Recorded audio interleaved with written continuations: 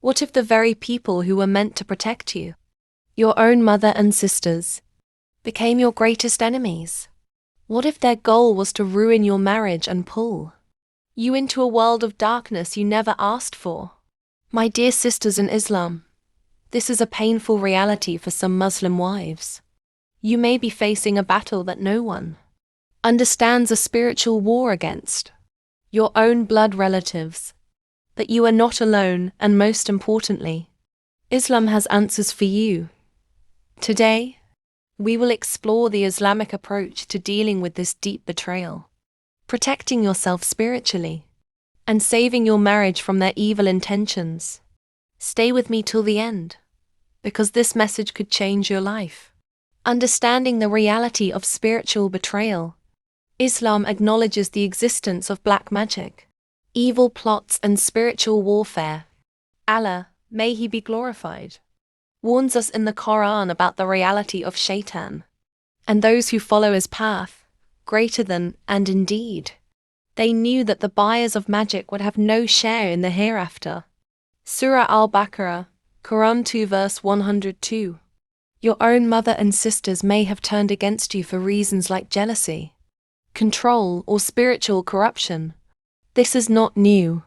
Even the Prophet Yusuf, may Allah be pleased with him, faced betrayal from his own blood brothers, who out of jealousy, threw him into a well.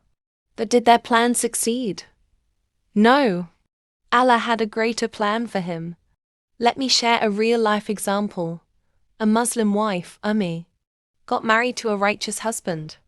However, her own mother and sisters envied her happiness. They tried to separate her by spreading lies, casting spells, and even making her husband despise her. But turned to Allah, took the right Islamic measures, and overcame their evil. How? Let's explore. First steps. Strengthen your tawakkul, trust in Allah. Your first response should not be fear, but faith. Remember, no one can harm you without Allah's permission. The Prophet Muhammad, peace be upon him, said, "Know that if the whole world gathers to harm you, they cannot harm you except with what Allah has written for you." Tamidi, here's what you must do immediately. 1. Seek refuge in Allah. Recite Surah Al-Falaq, Surah An-Nas, and Ayatul Kursi every morning and evening. 2. Perform ruqya on yourself and your home. Play ruqya recordings, or recite Quranic verses over water and drink it. 3. Maintain a strong connection with Solar. Pray on time and make sujud often, asking Allah for protection. 4. Increase your dhikr. Recite, "Sufficient is Allah for us, and He is the best disposer of affairs whenever fear creeps in." Practical example. A sister named Fatima realized her mother was placing strange objects in her home. Instead of panicking, she turned her fear into faith. She increased her prayers, played ruqya in her house, and saw a drastic change. Her husband became more loving, and her enemies' plans failed. Protecting your marriage from their influence. Your enemies might try to turn your husband against you.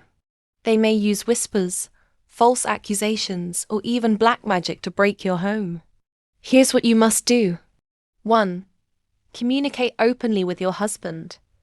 Don't let misunderstandings grow. Explain the situation wisely without making him suspicious. 2. Do not retaliate with evil. The Prophet, peace be upon him, never fought evil with evil. He responded with wisdom and dua. 3. Seek a righteous support system. Find trusted scholars, friends or family members who can advise you Islamically. 4. Use honey and olive oil. The Prophet, peace be upon him, recommended honey for healing. Mix it with ruqya water and consume it. Real-life example.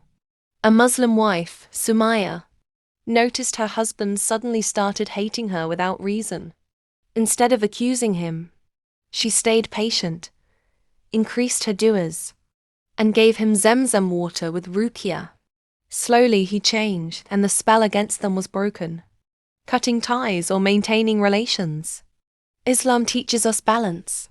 While we must maintain family ties, Allah also says, "And if they strive to make you associate with me, that of which you have no knowledge, do not obey them, but accompany them in this world with appropriate kindness." Surah Luqman, Quran 31 verse 15. If your mother and sisters continue to harm you, distance is necessary. Here's how to do it Islamically. Reduce contact, but do not be rude. Avoid sharing personal details about your marriage. Make sincere dua for their guidance. Never fall into their traps. Don't accept suspicious food, gifts or visits. Example: a sister, Hafsa, learned her mother was using hair strands from her home for magic. She cut ties respectfully and only met her in public places. Over time, her mother stopped trying, and she regained her peace. My dear sisters, the battle against spiritual betrayal is real. But Allah is greater than any magic, evil plan or whisper of shaitan. Never underestimate the power of your faith. Protect yourself with Qur'an and dua. Strengthen your marriage with wisdom. Keep your trust in Allah unshaken. If this video has given you hope and guidance, share it with others who might be facing the same struggle. Let's support one another with Islamic wisdom. May Allah protect you, your marriage and your faith. Ameen. Subscribe for more Islamic marriage advice and share your thoughts in the comments. Have you or someone you know ever faced this kind of betrayal? Let's discuss and seek solutions together.